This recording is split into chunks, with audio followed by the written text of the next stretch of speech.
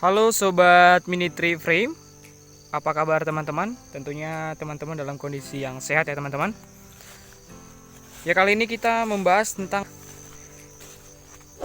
tanaman kacang-kacangan ya teman-teman. Bisa dilihat sini memang tanaman kacang-kacangannya sangat banyak ya teman-teman. Kalau teman-teman kemarin menonton video saya gitu ya, saya melakukan penyemaian tanaman kacang-kacangan nih teman-teman. Bisa dilihat ini memang ini hasil dari penanaman tanaman kacang-kacangan. Ini ya teman-teman, bisa dilihat ini.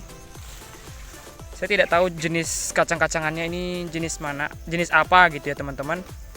Tapi kemarin itu kita semai gitu ya, kita tanami di pinggir-pinggirannya gitu ya, di pinggir-pinggiran pasar mati seperti itu. Dan ini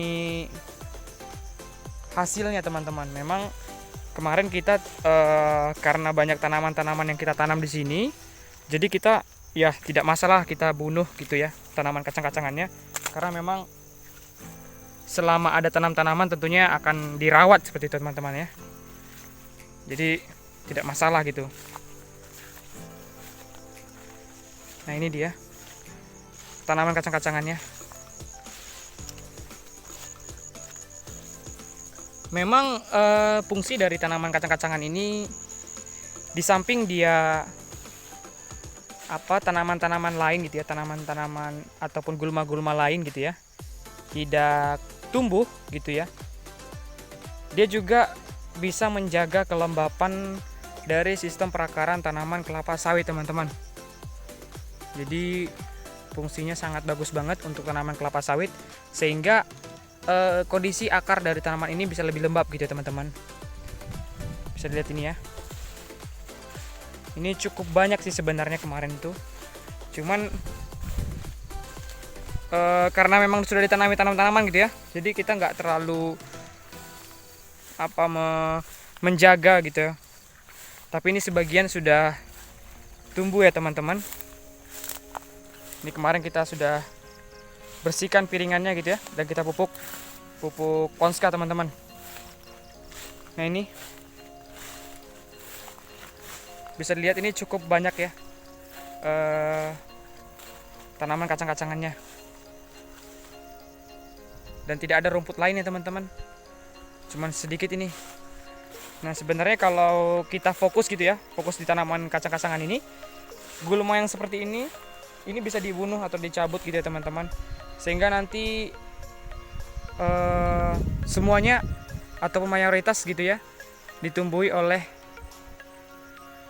tanaman kacang-kacangan gitu ya teman-teman. Ini memang termasuk memperbaiki unsur hara tanaman dan juga menjaga kelembapan dari tanaman kelapa sawit teman-teman, sehingga tidak langsung ya sinar mataharinya gitu ya langsung masuk begitu teman-teman. Ya, kemarin memang kita tidak sempat ya memvideo atau mempublikasikan gitu ya penanaman atau bagian-bagian yang ditanami kacang-kacangan gitu ya teman-teman, karena memang kondisi kemarin itu hujan gitu ya, dan juga memang fokusnya menanam gitu ya, tidak sempat membuat video penanamannya bagaimana gitu ya teman-teman. Pada intinya saya menanam itu di bagian ini ya, pasar mati itu ya, atau tempat dimana cipingan-cipingan kelapa sawit diletakkan gitu ya teman-teman. Jadi kanan kiri itu kita tanami gitu ya teman-teman, kita tanami kacang-kacangan. Intinya sejauh 10 meter, setiap 10 meter gitu ya, kita tanam kacang-kacangan. Nah gitu. Tapi kalau misalnya ingin fokus pada tanaman kacang-kacangan, sebenarnya kacang-kacangan ini bisa disemprotkan atau diberikan pupuk gitu ya, pupuk granular atau pupuk cair, ataupun juga pupuk kimia seperti itu, ataupun pupuk kompos gitu ya, supaya dia bisa lebih subur dan lebih cepat tumbuhnya gitu ya. Tapi karena kemarin memang kita sudah menanami tanaman-tanaman usia muda gitu ya teman-teman, untuk menghasilkan sampingan seperti itu ya, jadi kita tidak fokus. Jadi kalau misalnya pun kita semprot dengan herbisida tidak masalah gitu ya. Seperti ini bisa lihat teman-teman, kita tanami singkong gitu ya teman-teman.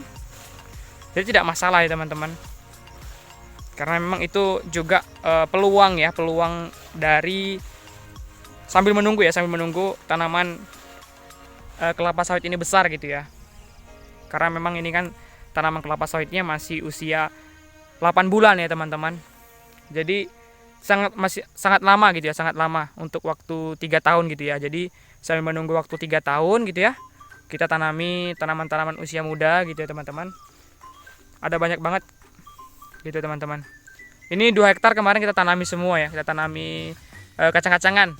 Tapi tidak masalah kalau akhirnya dibunuh gitu teman-teman. Oke teman-teman, jadi sebenarnya manfaat lain dari tanaman kacang-kacangan ya, selain dia bisa menjaga kelembapan dari akar tanaman kelapa sawit, dia juga bisa lebih menghemat teman-teman. Karena kan kalau kita menyemprot gulma-gulma gitu ya dengan menggunakan herbisida, tentunya kita akan mengeluarkan biaya teman-teman. Tapi dengan kita menanam kacang-kacangan gitu ya, kita lebih bisa menghemat. Dan juga kalau memang benar-benar gigih gitu ya, kacang-kacangan ini kan bisa menghasilkan buah juga gitu ya, dan mungkin bisa dijual juga gitu ya bagi teman-teman yang ingin gitu ya. Dan kemarin kita beli biji kacang-kacangannya itu 1 kilonya 100.000 teman-teman. Jadi sangat menjanjikan gitu ya. Cuman ya biji kacang-kacangannya kan kecil banget ya, jadi kalau ngumpulin 1 kilo itu sangat lama gitu ya. Tapi kalau memang ada niat, pasti ada jalan gitu ya teman-teman. Jadi bagi teman-teman yang ingin membuat tanaman replanting gitu ya, tanaman yang sudah diremajakan gitu ya, itu sangat tepat banget jika menggunakan kacang-kacangan gitu ya. Karena di samping kita tidak menyemprot gulma-gulma, kita juga bisa membuat tanaman kelapa sawit lebih bagus dan lebih subur gitu ya teman-teman.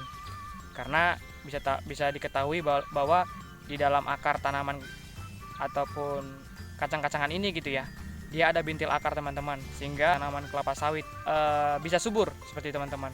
Mungkin bagi teman-teman yang punya saran ataupun komentar lain gitu ya tentang masalah tanaman kacang-kacangan, bisa ditulis di kolom komentar teman-teman. Jadi supaya kita saling berbagi ilmu gitu ya sesama petani gitu teman-teman. Oke teman-teman, mungkin sebelumnya jangan lupa like, comment, share, and subscribe supaya channel ini terus berkembang dan saya semakin semangat dalam mengupload konten-konten tentang pertanian teman-teman. Mungkin demikian teman-teman. Terima kasih.